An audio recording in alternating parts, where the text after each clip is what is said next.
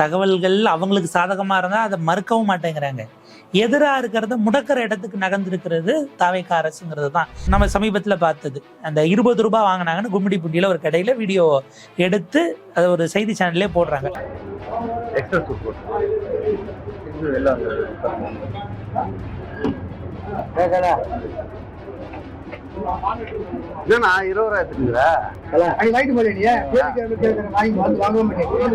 இன்னைக்கு பார்த்தா சிஎம் ஆபீஸ்ல அவர்கிட்ட கேட்டுட்டே நான் ரீல்ஸ் எடுத்தேன்னு ஒரு ஐயா நேத்து சொல்றாரு. வந்தா நீங்க 3 மணி நேரத்துல முடக்கிருங்க, காரணம் எல்லாம் அப்புறம் பார்த்துக்கலாம், எங்களுக்கு அது தேவைங்கிற அந்த ப்ரொவிஷனை பயன்படுத்துதல். திரும்ப திரும்ப ஏதாவது ஒரு இடத்துல 10 ரூபா வாங்கின ஊழியரை சஸ்பெண்ட் பண்றாங்க. அவங்கள ரிமூவ் பண்றதே பொறுப்பை சுமக்காம இந்த கவர்மெண்ட் அவங்கள பலியாக்குதோன்னு நம்ம கேட்க வேண்டியிருக்கு. என்னமோ அந்த 10 ரூபாய் வாங்கி அவங்க வீட்டுக்கு கொண்டு போற மாதிரி பேசுறது இருக்கு இல்லையா, இதுவே அந்த அரசாங்கம் தப்பிக்க பார்ப்பதற்கான ஒரு இடம்னு நம்ம ஃபிக்ஸ் பண்ண வேண்டியிருக்கு. வெள்ளை கோட்டை போட்டுக்கிட்டு கேட்ட தாவேக மருத்துவரின்னு ஒரு அம்மா போய் சங்கரன் கோயில் அவங்க பாட்டுக்கு ஜிஹெச்ல உள்ள போய் பேசிட்டு இன்ஸ்பெக்ஷன் ஆய்வுங்கிற இதோடய வருது. ஆய்வுங்கிறத அவங்களும் சொல்றாங்க. நம்ம அண்ணனோட ஆட்சியில எந்த ஒரு மெடிக்கல் நெக்லிஜென்ஸும் இருக்காது அப்படிங்கறத நாங்க அஷூரன்ஸ் பண்றோம்.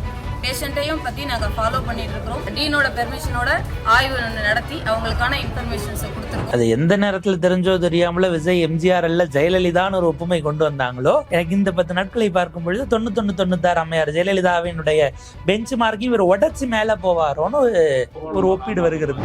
10 லட்சம் கோடி கடன் வாங்கியிருக்காங்களாம். இதுல ஒரு பாதியாவது நம்ம அண்ணன் அடைக்கணும்ல, எப்படி அடைப்பாரு, எவ்வளவு கஷ்டம் இருக்கு, எப்படி ஆட்சி நடத்துறதுன்னு பேசிக்கிட்டு இருக்காங்க. கேசொல்லா கேள்வி என்னன்னா, இந்த அரசாங்கத்திடம் நீங்கள் எதையுமே எதிர்பார்க்க தேவையில்லைங்கிற இடத்துக்கு ஓட்டு போட்டவங்களே கொண்டு போறாங்களான்னு ஒரு கேள்வி. டிஎம்கே ஏடிஎம்கே ஏறத்தாழ இதே கொள்கைகளை தான் அவங்களும் சொல்லுவாங்க. ஆனா இவங்க எதிர்த்து தமிழ்நாடு போராடும்னு பிரகடனப்படுத்துவாங்க. அவங்க நாங்க வலியுறுத்துவோம்பாங்க. இந்த வலியுறுத்தல் டோனை கூட வலியுறுத்துவோம்னு சொல்லாம வலியுறுத்தக்கூடிய இடத்துல தான் செய்திருக்கிறாரு. வழக்கமா இந்த ஆன்டி இன்கவென்ஷன் விஷயம் சொல்லுவாங்க. நீங்க இப்ப போனீங்கன்னா சமீபத்தில் அனிதா ராதாகிருஷ்ணன் கொண்டு வரல கூட ஊருக்குள்ள வராதிங்கன்னு மக்கள் தடுத்தாங்க. செல்ல பிறந்தை அவர்களை கூட வழியை மறைச்சு நீங்க ஏன் 5 வருஷமா ஒன்றும் செய்யலன்னு கேட்டாங்கன்னு. 5 வருஷம் கழிச்சு எங்க எம்எல்ஏ ஊரு பக்கமே வரலான்னு உங்களுக்கு எப்படி தெரியும்? யார் எம்எல்ஏன்னு தெரிஞ்சாதானே ஊருக்கு வந்தாரா வரலையான்னு தெரியும். கவர்மெண்ட்டுங்கிறப்ப நான் கேள்வி கேட்கலாம் இல்லையா? நானும் தானே சேர்ந்து வாக்களித்து இந்த கவர்மெண்ட்டை தேர்ந்தெடுத்துருக்கேங்கிற இடம் வருது. அப்ப இந்த இடத்துல நீங்க அக்கௌண்டபிள். எனக்கு என்னமோ இந்த 5 வருஷம் பப்ளிக் ஃபோரம்க்கு டிபேட்டுக்கு அவங்க ஆளே அனுப்பாம டீல் பண்ண போறாங்களோன்னு எனக்கு ஒரு சந்தேகம் இருக்கு. என்கிட்ட 5 வருஷத்துக்கு நீங்களா எங்களை பத்தி பேசிங்கன்னு கொண்டு போனாலும் ஒரு ஸ்டாண்டர்டு வாங்கினாலும் எனக்கு ஒரு சந்தேகம் இருக்கு. இப்போ பிரதமர் ராகுல் காந்தியா விஜயாங்கிற கான்ஃபிளிக்ட் வரும் இல்லையா? ஏற்கனவே அது குறித்து சமூக வலைதளங்கள்ல விவாதங்கள் வந்துருச்சு. நீங்க பிரதமர்னு சொன்னீங்கன்னா அடுத்தது காலி பண்ண வேண்டிய கட்சி பட்டியல நேரா டிவிக்கே தான் முதல்ல சேர்க்குங்கிற விஷயம் இருக்கு. நீங்க கான்சியஸா யார் யாரெல்லாம் நேஷனல் ஸ்டேச்சருக்கு போறாங்களோ ஒவ்வொருவராக காலி பண்ணிட்டு வந்தாங்க. ஏன்னா அவங்க ராகுல் காந்திக்கு த்ரெட்டா வந்துருவாங்கங்கிற வகையில். எனக்கு என்னமோ ரத்தன் பண்டிட்டை கொண்டு வந்து ஓஎஸ்டியா போட்டதே நீங்க அப்படியெல்லாம் ஹார்ட் கோர் திராவிடியன் ஐடியாலஜி இல்லை டிஎம்கே மாதிரி தான் இருப்பான்லாம் நினைச்சுக்காதீங்க. வி கேன் டாக்னு ஒரு சிம்பாலிசமா அதை காட்டினாரோ அப்படிங்கிறது தான். கூட இருக்கிறவங்க எந்த அளவுக்கு இதை எதிர்க்கிறாங்க என்னன்னு ஃபிளெக்சிபிலிட்டியை பார்த்ததை விடவும் மோடியை பகிர்ந்து கொள்ளக்கூடாது என்பதற்காகவும் ஆப்வியஸ்லி தாவேகாவோட கிரெடிபிலிட்டிக்கு இதுல எதுவும் டேமேஜ் ஆகுதா? கேண்டிடேட் யாருன்னு தெரியாதப்ப படிச்சதை வச்சு நம்ம கொண்டு போய் சேர்க்க போறோமான ஒரு கேள்வி. என்றைக்கு தமிழ்நாடு சட்டமன்றத்தில் இருமொழி கொள்கை தான் என்கிற சட்டத்தை இப்ப இளைஞர் பெருந்தகை அண்ணா கொண்டு வந்தாரோ அதுல இருந்து இன்னைக்கு வரைக்கும் அது ஸ்டேட் கவர்மெண்டினுடைய நிலைப்பாடு. நீங்க மேல என்ன அபிஷியல் லாங்குவேஜ்ல திருத்தம் கொண்டு வந்தாலும் எக்ஸப்ட் த ஸ்டேட் ஆஃப் தமிழ்நாடுன்னு ஒரு கிளாஸை நீங்க சேர்த்துட்டு தான் கொண்டு வரீங்கன்னா நாங்க செஞ்சு வச்சிருக்கிற வேலை அப்படி. ஹனிமூன் பீரியடுங்கிறதுக்காக 6 மாசம் வரைக்கும் அமைச்சரே போடாம 24 அவர் வச்சிருந்தா பரவாயில்லையா? டிபார்ட்மெண்ட் தேங்கி நிக்குது. நீங்க ஒரு முதலமைச்சராக இருந்து. அரண்சை நண்பர்களுக்கு வணக்கம். அரண்சை ஊடகம் சுயேட்சையாக இயங்குவதற்காகவே உருவாக்கப்பட்டது. நாம் செய்கிற வேலை உண்மையிலேயே மக்களுக்காக செய்கிறோம் என்பதை நீங்கள் நம்பினால், வாய்ப்பு இருந்தால் இந்த ரேசர் பே QR கோடுக்குள்ளே நீங்கள் அதை ஸ்கேன் பண்ணி எங்களுக்கு உங்களால் இயன்றதை விருப்பம் இருந்தால் ஆதரவு தெரிவிக்கலாம். வணக்கம் நண்பர்களே, இது அரண்சை நான் மகிழ. நம்ம சந்திக்க போகிற சிறப்பு விருந்தினர் ஊடகவியலாளர் தோழர் புண்ணியவளவன். வணக்கம். வணக்கம். இது ஒரு தொழில்நுட்ப யுகம், டேட்டாக்களின் காலம், சமூக வலைதளங்கள் செய்த புரட்சியின் விளைவு. புதிய காலம் வந்துவிட்டது, புது யுகம் வந்துவிட்டது. அந்த யுகத்தில் தான் தாவேக ஆட்சியை பிடித்திருக்கிறது இப்படி நிறைய பேசுகிறாங்க. தாவேக ஆட்சியை பிடித்ததற்கு பிறகும் வழக்கமாக கலியுகம் அப்படின்னு சொல்கிறாங்களா, கலியுகம். அது இந்த யுகம் நடந்து கொண்டிருக்கிறது. ஒரு தகவல்களின் காலம். அந்த கட்சி ஆட்சிக்கு வர்றதுக்கு முன்னாடியே அந்த கட்சியை பற்றி தகவல்கள் தான் வந்துட்டு இருந்துச்சு. இப்போவும் ஏராளமான தகவல்கள் வருது ஆட்சிக்கு வந்ததுக்கு பிறகு. அந்த தகவல்கள் எப்படி எவ்வளோ நம்பத்தக்கதாக இருக்குது, நீங்கள் எப்படி பார்க்குறீங்க? இல்லை, இதில் தகவல்கள் வருகிறது, தகவல்கள் அவங்களுக்கு சாதகமாக இருந்தால் அதை மறுக்கவும் மாட்டேங்கிறாங்க. எதிராக இருக்கிறத முடக்கிற இடத்துக்கு நகர்ந்துருக்கிறது தாவேக்கா அரசுங்கிறது தான். ரொம்ப கம்மியாக இருக்குது, 10 நாள் தானே ஆச்சு, அதுக்குள்ளே உங்களுக்கு எல்லாத்தையும் பண்ணிடணுமா? இதெல்லாம் கரெக்டு. அரசினுடைய ரோலை செய்தா வரிசையாக ஒரு 3 ரீல்ஸ் வந்திருக்கு. ஏன்னா அவங்க அந்த ரீல்ஸை இப்போ பாருங்கள், அதிகாரப்பூர்வமாக பள்ளிக்கல்வித்துறையிலிருந்து அவங்க போடுறதே ரீல்ஸ் ஃபார்மேட்டில் தான் இருக்குது. கடைசியாக அமைச்சர் அவர்கள் போய் அவர் கையொப்பமிட்டது இந்த 1ஆம் வகுப்பு முதல் 3ஆம் வகுப்பு வரை புதிய புத்தகம் வெளியீடு அப்படின்னு நிகழ்ச்சியெல்லாம் நடத்தி அதையும் ரீல்ஸாக தான் போடுறாங்க. பிரதமர் மோடிஜி ஏதாவது கூட்டம் நடத்தினாரா, அந்த ஆடியோ மியூட்டில் இருக்கும் இல்லை, அந்த ஃபார்மேட்டுக்கு போனதை தாண்டி பேக்ரவுண்டு மியூசிக்கோட ஏறத்தாழ ஒரு 10 வருஷத்துக்கு முன்னாடி இந்த ரீரெக்கார்டிங்கோட நம்ம ஆட்கள் பிரேக்கிங் நியூஸ் போட்டாங்க. இப்போ அமைச்சர்களுடைய விசிட் எல்லாம் ரீரெக்கார்டிங் பண்ணி மிக்சிங்கோட வர்றதெல்லாம் பார்க்க முடியுது. அது சில இதெல்லாம் கூட வருது, அந்த தேர்தல் பிரச்சார பாட்டுலாம் கூட வருது பின்னாடி. தேர்தல் பிரச்சார பாட்டுக்கு ஏன்னா அவங்களே ஸ்ட்ரைக் அடிக்க போறது இல்லை. இதில் ஏதாச்சும் அடிச்சு ஒரு வேளை அடிச்சுட்டாங்கன்னா, ஏன்னா இப்போ அந்த காப்பிரைட் கிளைமிங் நம்ம தனியாக வேற இதில் பேசுவோம், அந்த சிக்கல்களும் இருக்கு. ஒன்று, இப்போ ஒரு 3 ரீல்ஸ் வந்திருக்குது. அரசினுடைய நிலை, எந்த தொழில்நுட்ப யுகம், எந்த சோஷியல் மீடியா, எந்த இன்ஸ்டாகிராம் இவங்களை மேலே கொண்டு போச்சோ, இப்போ அதுவே இவங்களுக்கு ஆபத்தா போகுதுன்னு இவங்க உணர்றதுனால தான் அவர்கள் குறித்து வருகிற விமர்சன செய்திகளை முடக்குகிற இடத்துக்கு இந்த அரசாங்கம் நகர்கிறது, முடக்குது. நம்ம சமீபத்தில் பார்த்தது, அந்த 20 ரூபாய் வாங்கினாங்கன்னு கும்மிடிப்பூண்டியில் ஒரு கடையில் வீடியோ எடுத்து அது ஒரு செய்தி சேனல்லே 10 ரூபா தானே, 10ங்கிறது இப்போ 20 ஆயிடுச்சா அப்படிங்கிறது தான். அவங்க 20 ரூபாயா மாறிடுச்சாங்கிறது தான் கேப்ஷன். ஃபுல்லுக்கு 20 ரூபா ப்ரொபோர்ஷனேட்டா ஏறுதுங்கிறீங்க. எப்படி 5 பேருக்கு 2 அமைச்சர்னா 25 பேருக்கு 10 கேட்குற மாதிரி, குவார்டர் ஹாஃப் அதுக்கு மேல போது அதுக்கு தகுந்த ப்ரொபோர்ஷன் இல்லாத ஏற்றமாங்கிறத அரசு தான். இதுக்கு என்ன பண்ணணும், ஒண்ணு செய்தி தப்பா இருந்தா அரசு எப்படி விளக்கம் கொடுக்கும், அரசு ஏன் கொடுக்கணும்னு அவங்க கேட்கறாங்க. நீங்க எப்படி கொடுக்கணுங்கிறீங்க, ஒண்ணு இது தவறா இருந்தா மறுக்கணும், இல்ல ஊடகத்துக்கு நோட்டீஸ் விட்டு இது பழைய வீடியோனாச்சும் இது பண்ணணும். அதை நீங்க முடக்குறீங்கன்னா, அதாவது இந்த அதுல 2 விஷயம். ஒண்ணு, அவங்க அதை எமர்ஜென்சி ப்ரொவிஷன் எடுத்து இமீடியட்டா சைபர் கிரைம்ல இருந்து மூவ் பண்றாங்க. எமர்ஜென்சி ப்ரொவிஷனா? அவங்க ஐடி ஆக்ட் சில விஷயங்கள்லாம் இது உடனடியா முடக்கணும் அப்படின்னு அவங்க கொடுக்கறதுனால நான் அதை எமர்ஜென்சி ப்ரொவிஷன்ங்கிறவன். அதை நீங்க அனுப்புனீங்கன்னா அடுத்த 3 மணி நேரத்துக்குள்ள முடக்கணும்னு இவர் ஆட்சி பொறுப்பேற்பதற்கு முந்தின நாள் நைட்டே ஒரு 18 அக்கௌண்ட் எடுத்தாங்க இல்லையா? பிரபல பாஜக ஆதரவு, மோடி ஆதரவு யூடியூபர் அண்ணன் மாரிதாஸ்ல தொடங்கி ஸ்பார்க் மீடியா போன்ற நிறுவனங்கள் வரைக்கும் செய்திகளை முடக்கிறதுக்கு போனதுக்கு. ஏன்னா வந்தா நீங்க 3 மணி நேரத்துல முடக்கிருங்க, காரணம் எல்லாம் அப்புறம் பார்த்துக்கலாம், எங்களுக்கு அது தேவைங்கிற அந்த ப்ரொவிஷனை பயன்படுத்துதல். அதை இமீடியட் எய்தர் நீங்க என்ன பண்ணுங்க, அது போஸ்ட் ரிமூவ் பண்ணுங்க, இல்ல உங்களுக்கு கருத்து சுதந்திரம்லாம் இருக்கு, நாங்க அமெரிக்கால அப்படிதான் இருப்போம் அப்படின்னா இந்தியாவில் இருக்கிறவங்க பார்க்காத மாதிரி அதை பிளாக் பண்ணிக்கோங்க அப்படின்னு லீகலா மூவ் பண்றது. இந்த இதை அவர் பதவியேற்புக்கு போவதற்கு முந்தின நாள் பாட்டிலுக்கு 20 ரூபா முடக்கப்பட்டிருக்கு. பாட்டிலுக்கு 20 ரூபாங்கிற அந்த வீடியோ முடக்குறீங்க. அட்லீஸ்ட் நீங்க அங்க வேற ஒரு இடத்துல அப்படி கேட்டது தான் சஸ்பெண்ட் பண்ணியிருக்காங்க. இதுல என்ன ஸ்டாண்டுங்கிறத தெளிவுபடுத்தட்டும்.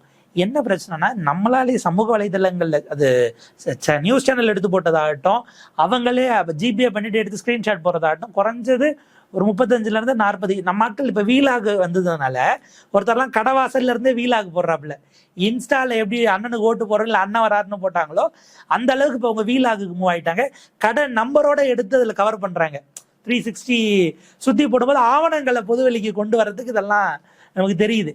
இப்ப இதுல இந்த ரீல்ஸ்க்கு என்ன பதில் சொல்லணும்ன்றது. இதுல கொடுமை என்னன்னா, நடுவுல அமைச்சரே கிடையாது. அமைச்சரே இல்லாம இப்ப இது யார் வாங்குறா? பொறுப்பேற்க வேண்டிய இப்போ முன்னாடி சொன்ன இந்த 10 ரூபா ஒரு குறிப்பிட்ட நபர் வழியாக, ஒரு நெக்ஸஸ் வழியாக யார்கிட்டயோ போய் சேர போகுதுன்னா, இப்ப நடுவுல நெக்ஸஸே இல்லாம அமைச்சரே இல்லாம எப்படி போகுது? ஆனா டாஸ்மாக் ஊழியர்கள் தரப்புல ஒரு சில பிரஸ் மீட் அவங்க ஒரு ஆதங்கமா பேசினாங்க, எங்களுக்கு போதிய இன்ஃப்ராஸ்ட்ரக்சர் இல்லை, பல்வேறு வகையான இடர்பாடுகளுக்கு இடையில ஃபங்க்ஷன் ஆகிறதுக்கு தான் அந்த 10 ரூபா நாங்கள் வாங்குறோம் அப்படின்னு அவங்க ஒரு கிளாரிஃபிகேஷன், டாஸ்மாக் ஊழியர்கள் சங்கம் சார்பாக ஒரு கிளாரிஃபிகேஷன் கொடுத்துருக்காங்க.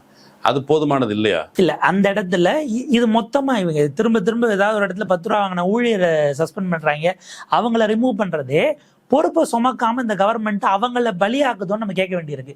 என்னமோ அந்த 10 ரூபாய் வாங்கி அவங்க வீட்டுக்கு கொண்டு போற மாதிரி பேசுறது இருக்கு இல்லையா?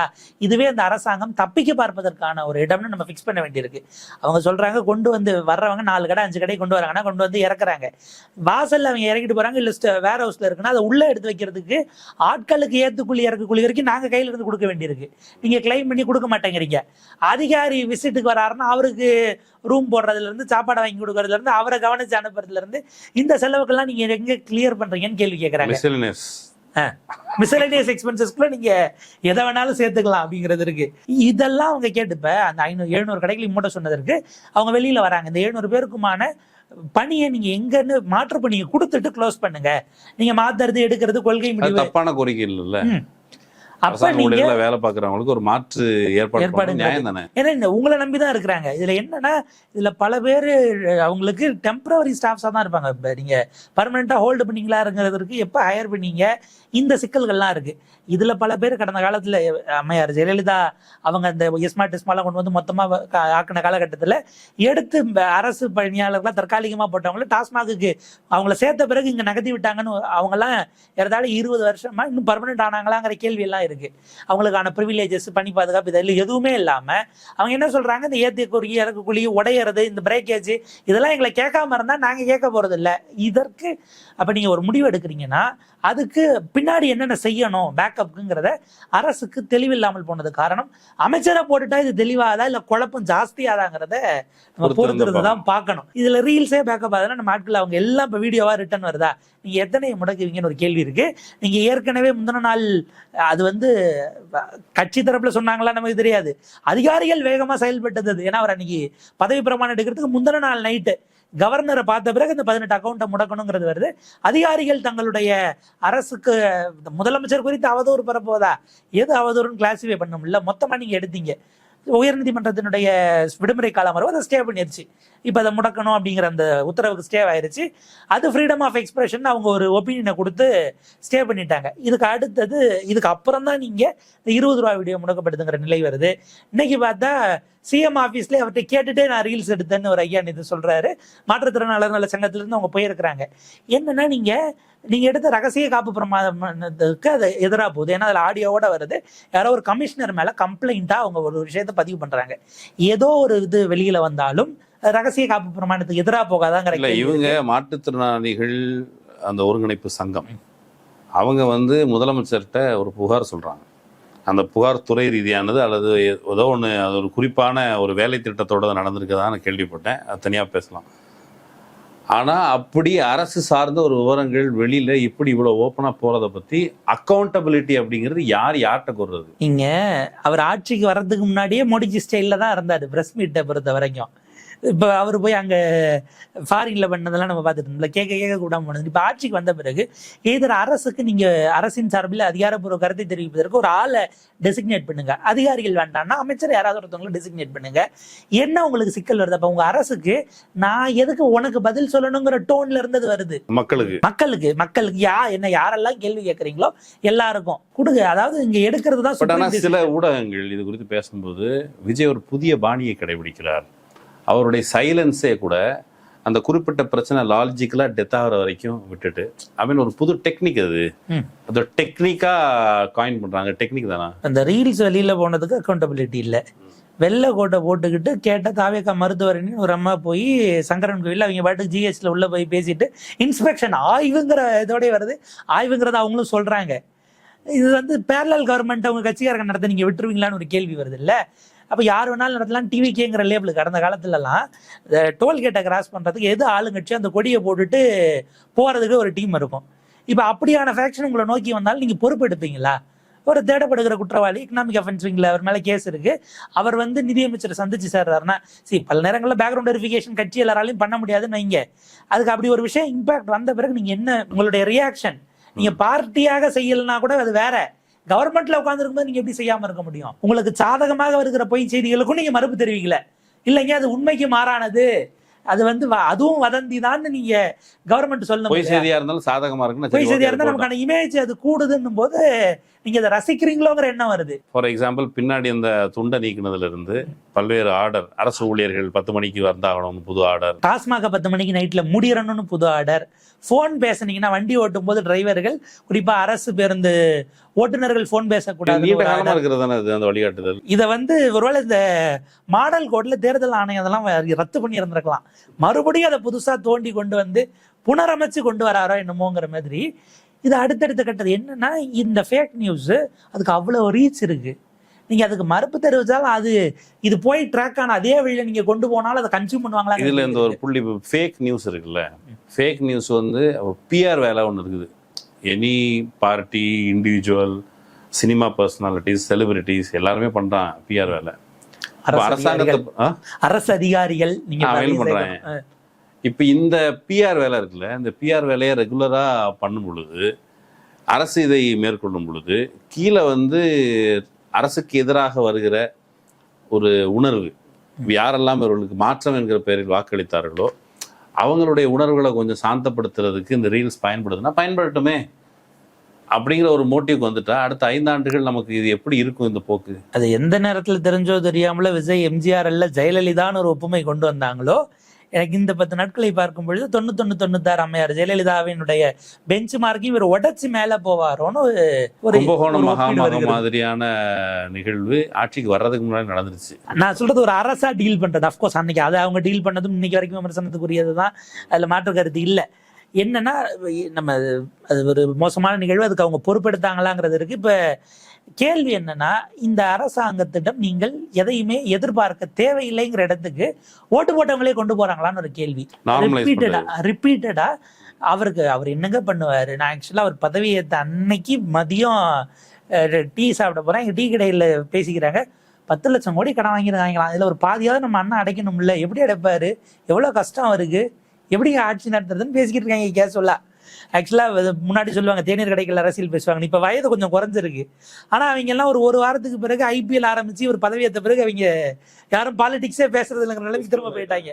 வேற பக்கத்துக்கு இப்ப அடுத்த ட்ரெண்டுக்கு பின்னாடி போயிட்டாங்களான்னு ஒரு பாயிண்ட் இருக்கு. ஆனா இதுல கான்சியஸா இது அடுத்த 5 ஆண்டுகள் பிஆர் எக்ஸசைஸை தாண்டி ஆன் பாலிசிஸ்ல அவங்க எடுக்க போறது இருக்குல்ல, அதனுடைய இம்பாக்ட் இங்க இருக்கக்கூடிய சமூகத்துல மக்களின் மீது என்னவாக இருக்கும்? ஆன் பாலிசின்னு சொல்லும் பொழுது நம்ம அக்ஷதா நந்தகோபால், நம்ம ஒரு ஊடகவியாளர், இந்தியா டுடேல இருக்காங்க நினைக்கிறேன், அவங்க ஒரு வீடியோ போட்டிருக்கிறாங்க. அவங்க பேசும் பொழுது இல்லை இது அப்படியே டிஎம்கே மாதிரி இருக்குது, நீங்க சொன்ன அந்த ஒப்புமைக்கு மாறா, ஜெயலலிதா அல்ல, எம்ஜிஆர் அல்ல, இவர் டிஎம்கே பாணியில் இருக்கிறார், கொள்கைகள் எல்லாமே டிஎம்கே நகல் எடுத்தது போலவே இருக்கிறது. ஃபார் எக்ஸாம்பிள் இருமொழி கொள்கையை அவர் டிஎம்கே பாணியிலேயே அவர் கொண்டு வருகிறார்.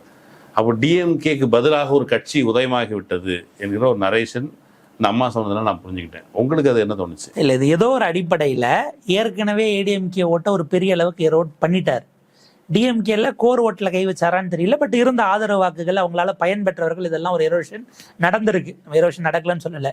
இப்போ என்னன்னா இதுக்கு மேற்கொண்டு இதை இன்னொரு திராவிட கட்சின்னு கொண்டு போய் பிளேஸ் பண்ணும்போது திராவிட கட்சிகளுக்கு எதிரான அந்த வாக்கு வங்கிக்கு லாஸ் வந்துடக்கூடாதுன்னு ஒரு பார்வை அதுல இருக்கு. இரண்டாவது, எவ்வளவு கான்சியஸா அது இருமொழி கொள்கை டிஎம்கே அதுதான் அவங்க சொல்றாங்க இல்லையா. ஜெயலலிதா என்ன 4 மொழி கொள்கைனாங்களா 3 மொழி கொள்கைனாங்களா?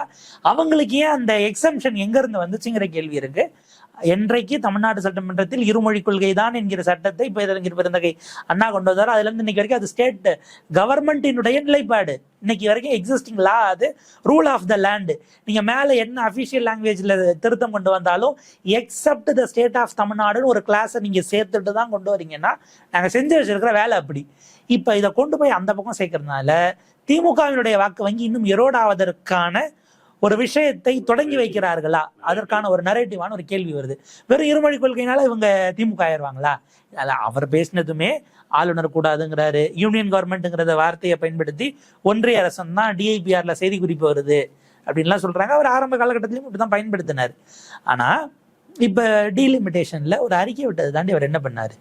அதை தாண்டி இந்த சட்டம் கொண்டு வந்தாங்க இல்லையா, எஃப்சிஆர்ஏ ரெகுலேஷன் ஆக்ட், நீங்க அதுல தொடங்கி இத்தனைக்கும் திருநர் உரிமைக்காக அவங்க ஒரு அணி வச்சிருக்கிறாங்க. அவ்வளவு கொடூரமான ஒரு சட்டத்தை கொண்டு வராங்க. அது அடிப்படையில் இருக்கக்கூடிய அவங்களுடைய டிக்னிஃபைடு லைஃபை பறிக்கக்கூடியதா இருக்கு. வாயவே திறக்கல. இதுல தொடங்கி இது ஒவ்வொன்றத்திலையும் அவருடைய ஸ்டாண்ட் அப்படிங்கிறது, இது நம்ம ரிவர்ஸ்ல யோசிச்சோம்னா டிஎம்கே ஏடிஎம்கே ஏறத்தாழ இதே கொள்கைகளை தான் அவங்களும் சொல்லுவாங்க. ஆனா இவங்க எதிர்த்து தமிழ்நாடு போராடும்னு பிரகடனப்படுத்துவாங்க. அவங்க நாங்க வலியுறுத்துவோம்பாங்க. இந்த வலியுறுத்தல் டோனை கூட வலியுறுத்துவோம்னு சொல்லாம வலியுறுத்தக்கூடிய இடத்துல தான் செய்திருக்கிறாரு. ஆன் பாலிசிஸ் டிகிரடேஷன் தான். ஆனா அதுக்கு மாறா இப்படி கொண்டு வந்து வைக்கிறது அண்ட் ஒரு ப்ரிவிலேஜ் வழங்குறாங்க. அது எல்லா விதத்துலையும் சலுகை, எக்ஸம்ஷன் உங்கள் மேலே. இப்போ இந்த 6 மாதம் சொல்லிக்கிட்டு கூட 6 மாதம் கழிச்சு நீங்கள் பாலிசி டிசிஷனில் ஏதாவது சேஞ்சஸ் கொண்டு வரீங்க நிர்வாக ரீதியாக பெரிய டிசிஷன், அது வரைக்கும் ஓகே. ஆனால் அந்த ஹனிமூன் பேருங்கிற பேரில் விஜயை விமர்சிக்க வேண்டாம் அப்படின்னு ஒரு தட்டி கொடுக்கறது. அவன் இப்போ இல்லை ஆட்சிக்கு வர்றதுக்கு முன்னாடியே அவனுக்கு கடும் விமர்சனங்கள் தமிழ்நாட்டு ஊடகங்கள் செய்யல. இந்த சலுகை அவருக்கு எங்க இருந்து எந்த சோர்ஸ்ல இருந்து சலுகை? ஹனிமூன் பீரியடுங்கிறதுக்காக 6 மாசம் வரைக்கும் அமைச்சரே போடாம 24 அவர் வச்சிருந்தா பரவாயில்லையா?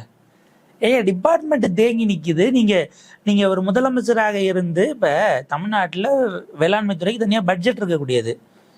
அந்த பட்ஜெட் இருக்கிறதுக்கு நீங்க அடுத்த மாசம் பட்ஜெட் போட்டாகணும். உங்களுக்கு இடைக்கால பட்ஜெட்டுங்கிறது முடிஞ்சு போய் நீங்க அதாவது கூட பட்ஜெட் இடையில ஃபுட் கிரைசிஸ் கொண்டு சில விஷயங்கள் வந்துரும்னு நம்ம எக்ஸ்பெக்ட் பண்றோம். மோடி அந்த ஆஸ்டரிஸ் நீங்க ரெடி ஆகிக்கோங்கன்னு ஒரு இது சொன்னார் இல்லையா? அது குறித்து தமிழ்நாடு அரசு அதிகாரப்பூர்வமா என்ன ஸ்டாண்ட் இப்போ வரைக்கும் சொல்லியிருக்கு? அதுக்கு நம்ம தயாராகும்னு சொல்லியிருக்கீங்களா? இங்க என்ன இருக்குன்னு சொல்றீங்களா? உர தட்டுப்பாடு குறித்து நீங்க பரிசீலனை பண்ண தமிழ்நாட்டுக்கு கொடுக்கணும்னு நேற்று ஒரு கடிதம் போயிருக்கே தவிர மக்களுக்கு நீங்க என்ன கம்யூனிகேட் பண்ணீங்க? மோடியினுடைய அந்த செய்தி என்பது நாட்டு மக்களுக்கானது. அப்ப தமிழ்நாடு எந்த வகையில் தயாராக இருக்கிறது? நம்ம கிட்ட நீங்க நம்ம ப்ரொக்யூர் பண்ற இடங்கள்ல இருக்கக்கூடியது நம்மளுடைய ஃபுட் கார்பரேஷன் கோடவுன்ல எவ்வளவு இருக்கு, ஸ்டாக் இருக்கு, இதை ஸ்டாக் எடுக்க உத்தரவிட்டீங்களா? நம்மளுடைய பிளான் என்ன? இந்த அரசுக்கு இதெல்லாம் நீங்க அப்புறம் கேட்காம ஹனிமூன் பீரியட் முடிகிற வரைக்கும் எல்லாம் அமைதியா இருப்பாங்களா?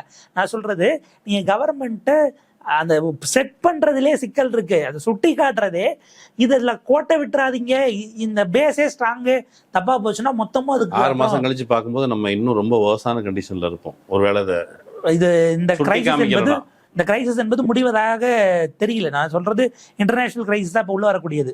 அவர் கொடுத்த சிலிண்டர்லாம் இன்னைக்கே வந்துடணும், இல்லை 2500 வரலாம்.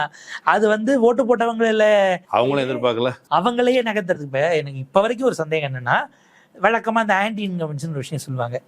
நீங்கள் இப்போ போனீங்கன்னா சமீபத்தில் அனிதா ராதாகிருஷ்ணன் பண்ணுறவரை கூட ஊருக்குள்ளே வராதிங்கன்னு மக்கள் தடுத்தாங்க. செல்ல பிறந்தை அவர்களை கூட வழியை மறைச்சு நீங்கள் ஏன் 5 வருஷமா ஒன்றும் செய்யலைன்னு கேட்டாங்கன்னு. 5 வருஷம் கழிச்சு எங்கள் எம்எல்ஏ ஊர் பக்கமே வரலன்னு உங்களுக்கு எப்படி தெரியும்? யார் எம்எல்ஏன்னு தெரிஞ்சாதானே ஊருக்கு வந்தாரா வரலையான்னு தெரியும். யாரோ ஒரு எம்எல்ஏ ஏதோ ஒரு ஊரில் இருக்காருன்னு சொல்கிறாங்க, அவரே திரும்ப நின்னாலும் நம்ம விசிலுக்கே போட்டுட்டு வருவோம். சரி, ஓகே, இது எல்லாம் ஒரு பக்கம் இருக்கு. இந்த அரசாங்கம் ஸ்டேபிளாக இருக்கும், அதுக்கான ஃபைட்டில் இருக்குது. நேற்று கூட ஒரு ஊடகவாளர் அல்லது ஒரு கருத்தாளர் என்ன சொன்னார்னா, ஒரு கிரைசிஸில் கவர்மெண்ட்டே கிரைசிஸில் இருக்குது, நீ அமைச்சர் போடலான்னு கேட்குறீங்க, அவங்களுக்கு வெளியில் நம்பர்ஸ் தொடர்பான பிரச்சனை போயிட்டு இருக்குது அப்படின்னு சொன்னார். அவங்க சொன்னது மாதிரியே சிபிஎம் நாங்கள் காங்கிரஸ் கூட நீங்கள் ஏடிஎம்கே கூட சேர்ந்தீங்கன்னா நாங்கள் ஆதரவை மறுபரிசீலனை செய்வோம்ங்கிற வரைக்கும் வந்துருச்சு. இன்னைக்கு ஆதரவுச்சுன்னா எப்படியாவது விசிகேவை அமைச்சரவைக்குள்ள கொண்டு வரணும்னு முயற்சி பண்ணுறாரு. ஐயுஎம்எல்க்கும் கால் கொடுத்துருக்காரு, சிபிஎம் சிபிஐ கொடுக்கல. ஆமா, அவன் வர. இப்ப இந்த அரேஞ்ச்மெண்ட் இருக்குல்ல, இந்த கால் எல்லாமே டெஸ்பரேட்டா இருக்கும். We need a stable government அப்படிங்கிற போது அவங்க இதுல எப்படி கவனம் செலுத்த முடியும்? அப்ப அதை நீங்க எங்க செஞ்சிருந்திருக்கணும்? ஃப்ளோர் டெஸ்ட்டுக்கு முன்னாடியில நீங்க அதை பேசியிருந்திருக்கணும். இல்ல இது எவ்வளவு நாள் வரைக்கும் போகும்? அட்லீஸ்ட் அதுக்காச்சும் ஒரு கம்யூனிகேட் பண்ணுங்க. அதாவது இன்னைக்கு அவர்கள் ஆட்சி அமைத்து விட்டார்கள், அரசு பார்ஷியலா நிற்கிறது. சிக்கல் அங்கே வருது இல்லை? நீங்கள் ஆட்சி அமைப்பதை ஃப்ளோரில் ப்ரூவ் பண்ணிட்டீங்க. அரசுங்கிறது கவர்மெண்ட்டு ஒரு ஸ்டேட் கண்டினியூ ஆகணும் இல்லையா? இப்போ பல விஷயங்களில் துறை சார்ந்து பாலிசி டெசிஷன் இவங்க ஏற்கனவே இருக்கிற ஸ்டேட்டஸ்கோ கண்டினியூ ஆகாம இல்லையான்னு தெரியாம அதிகாரிகள் அப்படியே முடிவெடுக்காம வச்சிருந்தா அது என்னவாக இம்பாக்ட் ஆகுங்கிறது இருக்கு இல்லையா? லாங் ரன்ல அங்கே ஒரு தேக்கம் வருதுங்கிறத தாண்டி அதை யாரு கிளியர் பண்ணி விடுவா? வர அமைச்சரே இனிமே தான், நீங்க அமைச்சர் வராரு எல்லாருமே ஃபர்ஸ்ட் டைம், அவர் இனிமே தான் பழகிக்கணும். நம்மளால அதெல்லாம் ப்ராக்டிக்கல் டிஃபிகல்ட்டிஸை புரிஞ்சுக்க முடியுது. இதுல அதிகாரிகளும் நீங்க புதுசா போட்டீங்கன்னா அவங்க ஒரு 2-3 டேஸ் எடுத்து அதுக்கு அடாப்ட் ஆகி அப்புறம் தான் அந்த ஃப்ளோங்கிறது இருக்க போகுது. அதாவது 2 பேரும் போய் ஒன்னா பழக போறாங்க, அதிகாரிகளும் சரி அரசியல்வாதிகளும் சரி. ஆனா அந்த இல்லாம ஒரு தேக்க நிலையை முதலமைச்சரே அனுமதிக்கிறாருங்கிற இடம் வருது இல்லையா? இப்ப என்னன்னா, ஒண்ணு நீங்க கட்சியும் நீங்க தான் பார்க்கணும், ஆட்சியும் நீங்க தான் பார்க்கணும். நீங்க தானே ஹெட்டா இருக்கிறீங்க. உங்க பிரச்சனை அது. ஆட்சிங்கிறது கட்சி நீங்க ஏன் பண்ணல, ஏன் இவங்களோட கூட்டு நீங்க போனீங்க, போனா அது சரியா தவறா கூடாதுன்னா நம்ம அவங்களை டிக்டேட் பண்ண முடியாது. கவர்மெண்ட்டுங்கிறப்ப நான் கேள்வி கேட்கலாம் இல்லையா? நானும் தானே சேர்ந்து வாக்களித்து இந்த கவர்மெண்ட்டை தேர்ந்தெடுத்திருக்கேங்கிற இடம் வருது. அப்போ இந்த இடத்துல நீங்க அக்கௌண்டபிள். நீங்க கட்சி ஏன் வரல போல, இதுக்கப்புறம் உங்க பனையூர்ல நீங்க பிரஸ் மீட் கொடுப்பீங்களா, இதை கேட்கல.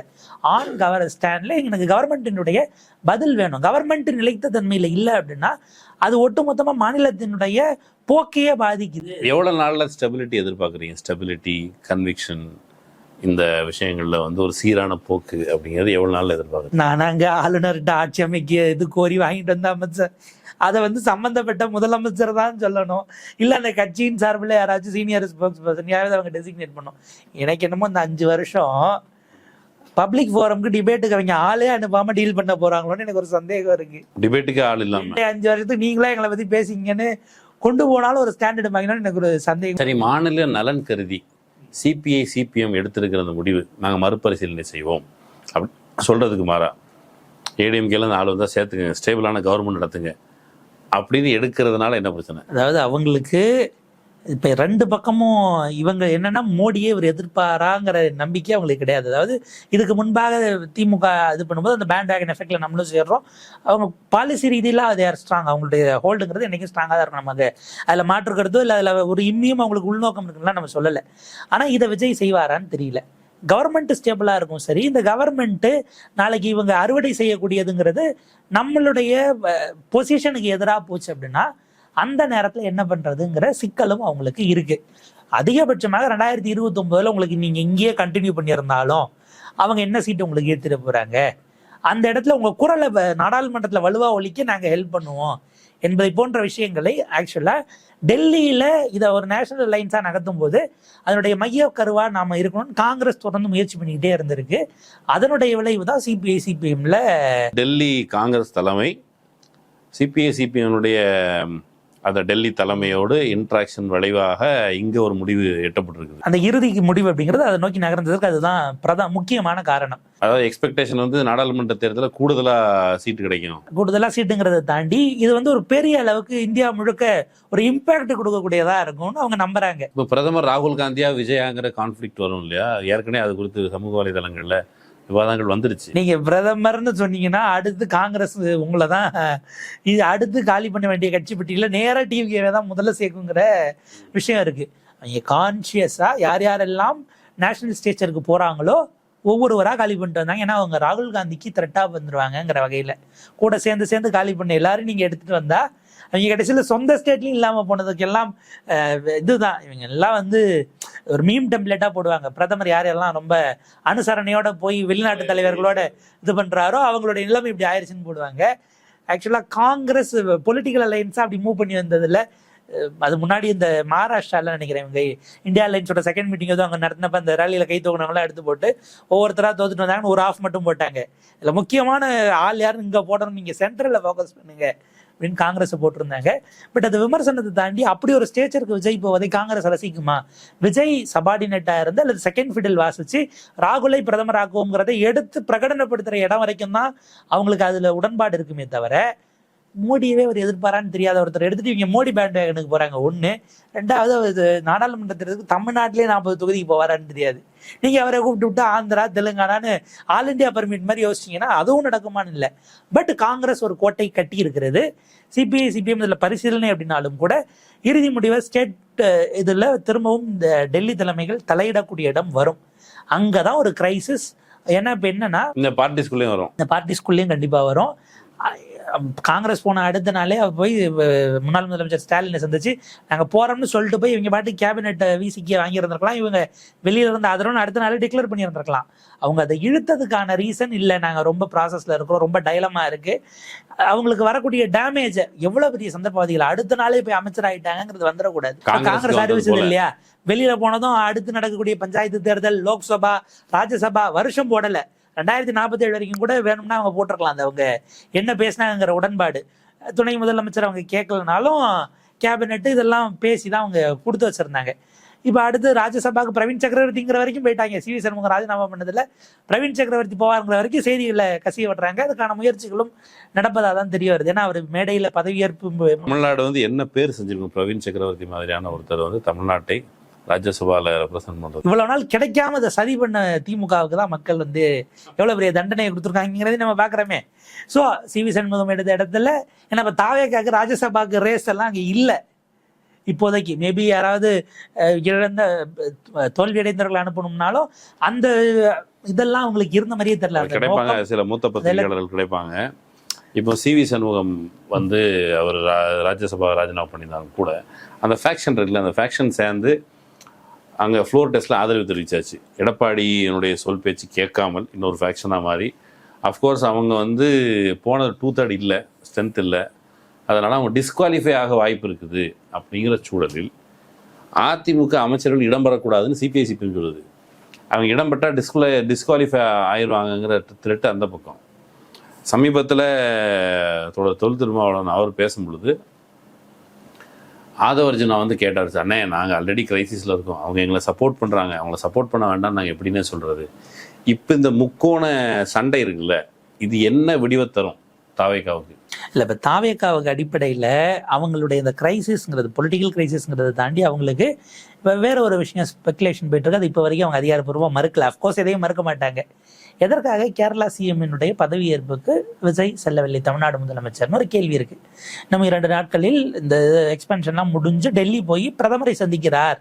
Appointment ஏறதால fixed. ஸோ அவரை சந்திக்கிறதுக்கு மோடியை பகிர்ந்து கொள்ளக்கூடாது என்பதற்காகவும் ஆப்வியஸ்லி. ஏன்னா அவர் பொறுத்தவரை எனக்கு என்னமோ ரத்தன் பண்டிட் இவர் கொண்டு வந்து ஓஎஸ்டியா போட்டதே, நீங்க அப்படியெல்லாம் ஹார்ட் கோர் திராவிடியன் ஐடியாலஜி இல்லை டிஎம்கே மாதிரி தான் இருப்பான்லாம் நினைச்சுக்காதீங்க. வி கேன் டாக்னு ஒரு சிம்பாலிசமா அதை காட்டினாரோ அப்படிங்கிறது தான். கூட இருக்கிறவங்க எந்த அளவுக்கு இதை எதிர்க்கிறாங்க என்னன்னு ஃபிளெக்சிபிலிட்டியை பார்த்ததை விடவும் அது பாஜகவுக்கான ஒரு மெசேஜா நம்ம ஏன் பார்க்கக்கூடாதுன்னு ஒரு பார்வை இருக்கு. இது ஒன்று. 2வது, ராகுல் காந்தியோட இன்னொரு மேடை மோடியை சந்திப்பதற்கு முன்பாகவே போனோம்னா ஒரு கவர்மெண்ட்டாக அந்த ரிலேஷன்ஷிப்பில் ஒரு ஃப்ரிக்ஷன் வந்துடலாம், இல்லை நம்மளை கட்டம் கட்டிடுவாங்களோ என்கிற விஷயமும் இருந்ததுனால தான் அவர் அதை கடைசி நேரத்தில் கூட்டமெல்லாம் வந்தால் அது கண்ட்ரோல் பண்ணுறது ரொம்ப சிக்கலாக இருக்கும் அப்படின்னு வேற சில வேலைகளும் இருக்குன்னு சொல்லி தான் அவர் அதை தவிர்த்திருக்கிறார் அப்படிங்கிற செய்தி வந்திருக்கு. அப்போ பிரதமரை சந்திச்சுட்டு அதுக்கு பிறகு போய் சதீசன் அவர்களை பார்த்து அவர் ரிட்டர்ன் வரும்போது அவங்க அதுக்கு பிறகு முதல்வராக பதவியேற்றிருக்கலாம். சிம்பிள் லாஜிக்கலா தாவேகாவுக்கு விஜய் சார்ட்ட கால் ஷீட் வாங்கிட்டு அதாவது தமிழ்நாடு முதலமைச்சர் அவங்க அதுக்கே ஏறத்தாழ 8 நாள் எடுத்தாங்க இவரை தான் அறிவிக்கிறதுக்கே.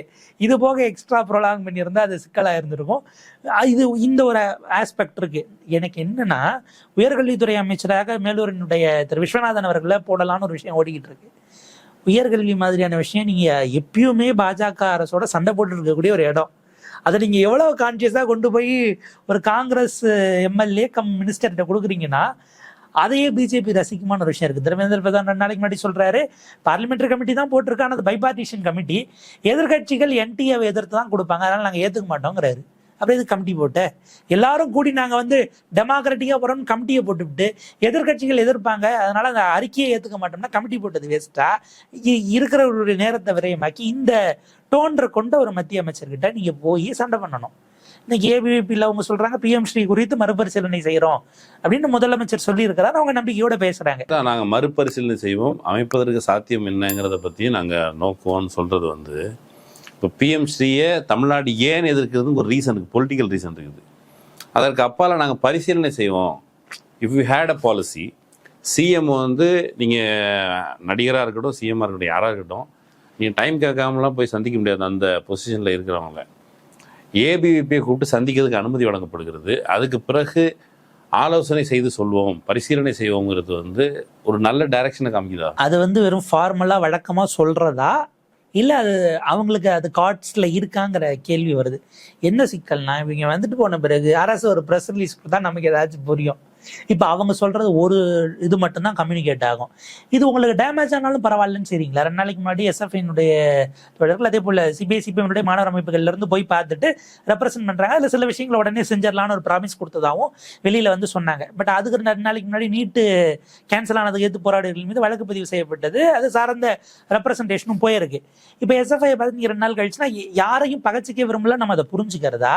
இல்லை ஆரம்பத்தில் வந்திருக்கோம் எல்லாரையும் ரெப்ரசன்டேஷன் கேட்டு ரைட்டும் இல்லை, நான் ஒரு மிட்பாத்தை சூஸ் பண்ணிட்டேன் அப்படிங்கிற ஒரு பொசிஷன். எம்என்எம் 2.0 அப்படி சொல்றீங்களா? ஆமா, மிட்பாத் மாதிரி தானே இருக்குது. இது லெஃப்ட்டும் கிடையாது, ரைட்டும் கிடையாது. இப்போ இதை வைத்துக்கொண்டு லெஃப்ட்டு அல்லது லெஃப்ட் பார்ட்டிஸ், சிபிஐ ஆகட்டும், சிபிஎம் ஆகட்டும், ஃபார் தட் மேட்டர் விசிகே ஆகட்டும், இவங்க எப்படி தங்களுடைய கிரெடிபிலிட்டி அந்த கூட்டணிக்குள்ள இருந்து விஜய் கூட இருந்து தக்க வைத்து கொள்ள முடியுமா? கூட்டணிக்குள்ள இருந்தா கிட்டத்தட்ட நீ அவங்க சொல்றதெல்லாம் கேட்டாகணும். ரொம்ப ரேர் கேசஸ்ல மக்கள் திட்டங்களுக்காக, மக்கள் நல பிரச்சனைகள் வாட் எவர், அதில் வந்து நீங்கள் வந்து ஃபைட் பண்ணலாமே தவிர லெஃப்ட் தன்னுடைய கிரெடிபிலிட்டி தொடர்பான கிரைசிஸ் வராதா லெஃப்ட்டுக்கு? இல்லை, ஏற்கனவே ஆதரவு கொடுக்குற காலகட்டத்திலேயே அந்த கிரைசிஸ் ரொம்ப ஹெவியாக போனதுனால தான் திருமாவர்களுடைய இப்போ சமீபத்திய பேட்டி திரும்ப திரும்ப திரும்ப அவரே கான்ட்ராஸ்டிங்காக பேசினதெல்லாம் அவர் வந்து ஆக்சுவலாக ஒரு மிகப்பெரிய பரிதவிப்பில் இருக்கிறாரு. நம்ம இவ்வளவு நாட்கள் நமக்கு இருந்த கிரெடிபிலிட்டி, நம்மளுடைய ஃபர்ம்னஸ், நான் எடுத்துக்கிட்ட கொள்கையில் நான் ஸ்ட்ராங்காக நிற்கிறேன் இருந்தது, இது அத்தனையும் இழந்து இப்போ நம்ம போக போகிறோமா? போகலனாலும் நம்ம ஓட் பேங்க் எரோஷன் அப்படிங்கிறத திரும்ப ரீஸ்ட்ரக்சர் பண்ண முடியுமா என்கிற கிரைசிஸனுடைய விளைவாக தான் அவர் திருமாவர்களுடைய இந்த சமீப காலம் அவருக்கு அவர் ஏன் அப்படி பண்ணுறாருங்கிற ஒரு கன்சர்னோடவே பலரும் அதை எழுதுறதையும் பார்க்க முடியுது. வழக்கமான விமர்சனங்கள், அவர் என்ன பண்ணாலும் விமர்சிக்கிறார் அல்லது உள்நோக்கத்தோட பேசுகிறவங்க, அது தனி. நம்ம அதை பிரிச்சோம்னாலும் கூட இந்த கிரைசிஸ்லங்கிறது இதோட முடிய போகிறது இல்லைங்கிறது தான் பிரச்சனையே. நாளைக்கு தவைக்காவினுடைய அமைச்சர் ஒருவர் தவறு செய்தாலும் on government, you are part of the government, நீங்க அதை டிஃபெண்ட் பண்ணி தான் கார்டு பண்ணி ஆகணும். இதுல என்ன சிக்கல்னா அவங்க பிரச சந்திக்க மாட்டேன்னு ஒரு கல்ச்சருக்குள்ள போயிட்டாங்க. நீங்க அப்படி இல்ல, நல்ல ரேப்போர்ட்டை வளர்த்துருக்கீங்க, விட்டுட்டு ஸ்கிப் பண்ணியும் போக முடியாது. அப்ப தாவேகா மீது விட்டறியப்படுகிற கற்கள் எல்லாத்தையும் தாங்குகிற இடத்துல இடதுசாரிகள் இருக்க வேண்டிய நிர்பந்தம் ஏற்படும். உங்களை அங்க நிப்பாட்டுறதுக்கு தான் கூப்பிட்டு உள்ள சேர்க்கிறாங்களான்னு ஒரு கேள்வி வந்தாலும் தவிர்க்க இயலாது. ஒரு தடுப்பணை போல ஃப்ரண்ட்ல நிக்க வச்சு இந்த ஹியூமன் காட்ஸா கொண்டு வருவாங்கல்ல ஃப்ரண்ட்ல, அந்த மாதிரி எதுவும் திட்டம் இருக்கான்னு. இந்த தாவேகா வேட்பாளர்கள் மந்திரிகளாக அறிவிக்கப்பட்டவர்கள், அவங்கள பத்தின அவங்களுடைய கல்வி சான்றிதழ் அல்லது வெளியில அவங்க வெளிப்படுத்துகிற கல்வி தகுதி, அதுக்கும் ஆக்சுவலா அவங்களுடைய குவாலிஃபிகேஷனுக்குமான டிஸ்பாரிட்டிஸ் வெளியில நிறைய வருது. மெயின் ஸ்ட்ரீம் பத்திரிகைகளிலே வெளியே வர தொடங்கிடுச்சு. ஆனா இந்தியா மோடியை பார்த்துருக்குது. மோடியோட சர்டிஃபிகேட் டிஸ்பாரிட்டி இருந்தது. அவர் இது வரைக்கும் 3வது டேர்ம் திரும்ப வந்துட்டார். அரவிந்த் கெஜ்ரிவால் போட்ட கேஸ் எல்லாம் எப்படி நீங்க கேட்கலாம், ஆர்டிஐல ஒரு சர்டிஃபிகேட்டை கேட்கலாமாங்கிற அளவுக்கு போயிடுச்சு. இங்க என்ன நடக்கும்னு நினைக்கிறீங்க? இது டிஎம்கேவினுடைய தலைமை, குறிப்பா அவங்களுடைய லீகல் விங் எல்லாம் திரும்ப திரும்ப அவ்வளவு ஸ்ட்ராங்கா பேசப்படுகிறது. எதிர்த்தரப்புல உங்களால நீங்க கொஞ்சம் கீனா ஒர்க் பண்ணியிருந்தா நாமினேஷனையும் காலி பண்ணியிருக்க முடியுமே அப்படிங்கிற விஷயம் இருக்கு. அதில் ஏதாவது மறைச்சிருந்தாதான் வெளியில அவங்க கிளைம் பண்ணது உண்மையா பொய்யாங்கிறது நீங்க நாமினேஷன் போகிற வரைக்கும் ஒருவேளை கொண்டு போறதுல சிக்கல் இருந்திருக்கலாம். இல்ல அது பேக் ஃபயர் ஆயிடுமோ, நம்ம வேட்பாளருடைய இது இவர் விஷால் அவர்களுக்கு ஆர்கே நகர் ஆச்சு இல்ல, அந்த மாதிரி வேற ஏதாவது அது இவங்களுக்கு ஒரு வேட்பாளர் காலிங்கிறதோட நிக்காம அதுல ஏதாவது விளையாடி விஜய் அவர்களால் விளையாடி என்ன சிஎம் சார் அப்படின்னு ஏதாவது மறுபடியும் இன்னொரு வீடியோ வந்துருச்சுன்னா என்கிற இடத்துலயும் அதை அவங்க கேஷுவலா இல்ல அதை ஒரு பெரிய விஷயமா கருதாம விட்டுட்டாங்களான்னு ஒரு கேள்வி வருது. இப்போ அந்த பரிதாபம் ஆட்சிக்கு வந்ததுக்கு அப்புறமா அந்த பரிதாப உணர்ச்சி நீடிக்குமா என்ன? இப்போ இதுக்கப்புறம் இது லீகல் பேட்டில் அவங்க எடுப்பாங்களாங்கிறத அவங்க தான் முடிவு பண்ணணும். இதுல கேள்வி, நீங்க குறைவாக படித்திருந்தால் அதை வெளியில டிஸ்க்ளோஸ் பண்றதுல இல்ல என்க்ளோஸ் பண்றதுல எதுக்கு, எங்க இருந்து உங்களுக்கு அப்படி அது அவமானம்னு தோணுச்சுன்னு ஒரு கேள்வி வருது. ஆனரரி டாக்டரேட்னா ஆனரரி டாக்டரேட்டை தாண்டி படிச்ச டிகிரியே அந்த யூனிவர்சிட்டியே டோட்டில் பதிவாகல வேற எங்கேயும் பதிவாகலங்கிற இடத்துல தான் அமைச்சர் இருக்கிறாரு. இதுல இருந்து அவங்க என்ன சொல்ல வராங்கன்னா, இந்த கட்சி முழுக்க முழுக்க படித்தவர்களுக்கான அடுத்த கட்ட பாய்ச்சலுக்கான ஏறத்தாழ நம்ம ரிவர்ஸ்ல போனோம்னா சம்சாநாத மின்சாரத்துல விசு சார் சொல்வார்ல, 1967 அப்புறம் நம்ம பேண்டே போடுறது இல்லை அப்படின்ற மாதிரி அந்த ஒரு 57 வருஷமா தான் தமிழ்நாடு ஒண்ணும் இல்லாம போயிருச்சு. இதெல்லாம் இதுல நடந்ததுதாங்கிற அந்த ஒரு பீரியடை தாண்டி முழுக்க முழுக்க நீங்க திமுகலையும் சரி அதிமுகலும் சரி அவங்களுடைய எஜுகேஷன் குவாலிஃபிகேஷன்ஸ் ஆப்வியஸா அவங்க முடிச்சவங்களா தான் இருக்கும். ஆனா அடிப்படையில படிக்காதவங்க எல்லாம் உட்கார்ந்துட்டாங்கன்னு அந்த ஒரு பொது புத்திய கொண்டு போய் சேர்க்கக்கூடிய இடத்திலிருந்து கவுண்டருக்கு படிச்சவங்க நீங்க தான் லிஸ்ட் போட்டாங்களே, 233 பேரும் கிராஜுவேட்னு போட்டாங்க. அதுல டிராப் அவுட் ஆனவங்கிறதுல லிஸ்ட்ல இருக்கிறவங்க எல்லாம் வருமா வராதா? தாவேகாவோட கிரெடிபிலிட்டிக்கு இதுல எதுவும் டேமேஜ் ஆகுதா? கேண்டிடேட் யாருன்னு தெரியாதப்ப படிச்சதை வச்சு நம்ம கொண்டு போய் சேர்க்க போறோமான ஒரு கேள்வி. இது அவர்களை அம்பலப்படுத்துகிறது. நீங்க எலெக்ஷனுக்கு வரீங்க, மாற்று கொடுக்குறீங்க, நான் உண்மையை சொல்லி உங்களால வர முடியல ஒண்ணு. ரெண்டாவது, இருக்கிறத டிஸ்க்ளோஸ் பண்றதுல நீங்க எப்படி அவமானம்னு நினைக்கிறீங்கன்னா, அதே நிலையில் இருக்கக்கூடிய குறைந்த கல்வி தகுதியுடைய இல்ல கல்வி தகுதியே இல்லாத சாமானியர்கள் உங்ககிட்ட வரும்போது நீங்க அவங்களை என்னவா ஹேண்டில் பண்ணுவீங்க? அப்ப பொது உளவியலுக்கு நம்ம போயிடுவோம்னு நீங்க இன்க்ளூசிவா இருப்பீங்களாங்கிற கேள்வி வருது. உங்களுக்கு ஒரு வர்க்க ரீதியிலான பார்வையே டிஃப்ரெண்டா இருக்கா? படிப்பு சார்ந்து அதுல நீங்க ஒரு செக்ரிகேஷன் வச்சுட்டு நாளைக்கு நீங்க அவங்களை எப்படி வரக்கூடிய பயனாளர்களை அல்லது வாக்காளர்களை இல்லை உங்ககிட்ட கோரிக்கைக்காக, ஏன்னா ரைட் டு சர்வீஸ் ஆக்ட்லாம் நாங்கள் நிறைவேற்றோம்னு ஒரு பேசியிருக்கிறாரு. இந்தியாவில் அது ஏறத்தாழ ஒரு 13 மாநிலங்கள்ல ஏற்கனவே இருந்தாலும் கூட நாங்கள் கொண்டு வருவோங்கிறாரு. அப்போ நாளைக்கு உங்ககிட்ட வர்றவங்களை நீங்கள் எப்படி டீல் பண்ணுவீங்க? இது ஏறத்தாழ ஒரு சங்கர் பட பாணியில் நீங்கள் இந்தியன்ல ஒரு வசனம் வரும், அந்த பியூன் பேரை சொல்லி அவனை திட்டி அவர் தான் பணம் வாங்குவாப்புல, உள்ள பட்டு மாமி இருப்பாங்க, ரொம்ப தங்கமானவங்க, அவங்க காசே கேட்க மாட்டாங்க, அவங்கள்ட்ட போய் காசு கொடுத்துறாதீங்க, அவங்ககிட்ட கொடுத்துறாதீங்க, கொடுத்து அவங்கள பழக்கி விட்டுறாதீங்கிற நிலைமைக்கு அவங்க ரொம்ப தங்கமானவங்கிற அந்த ஒரு ஆங்கிள் இருந்து இது நகருகிறதா? நீங்க பேசிய ஊழல் ஒழிப்பின் மீது எனக்கு அந்த சந்தேகம் இருக்கிறது. ஏதோ ஒரு வகையில சக்சஸாகவும் ஆயிடுச்சு எலக்டோரலா. அரவிந்த் கெஜ்ரிவாலையும் ஜெகன்மோகன் ரெட்டியினுடைய ஃபார்முலாவையும் மிக்ஸ் பண்ணி இது ஊழல் ஒழிப்பு, இது குடும்பத்தில் இருக்க எல்லாருக்கும் நான் நலன் கொண்டு நான் அண்ணனா இருந்து பார்த்துக்கிறேங்கிற இந்த மிக்சர்ல ஒரு சக்சஸ் ஆயிருக்கார்.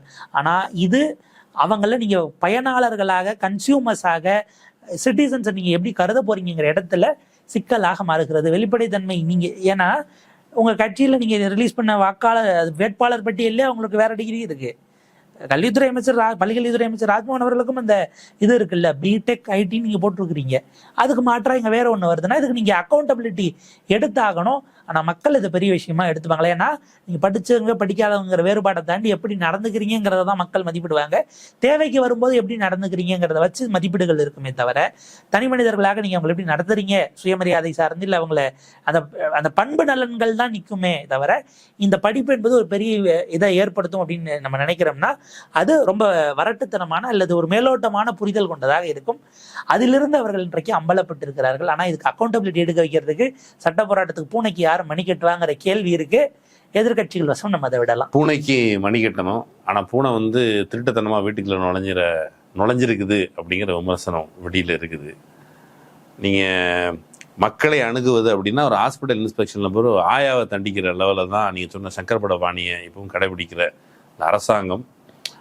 வெளியில வந்து திமுக அவங்க வந்து திராவிட கட்சியினுடைய அப்டேட்டட் வெர்ஷன், சென்சிக்கான திராவிட கட்சி அப்படின்லாம் சொல்றதுக்கு அதுக்கு பொருத்தமாக நடந்துப்பாங்களா அப்படின்னு நீங்க சொல்ற மாதிரி காலத்தின் கையில தான் விடணும்.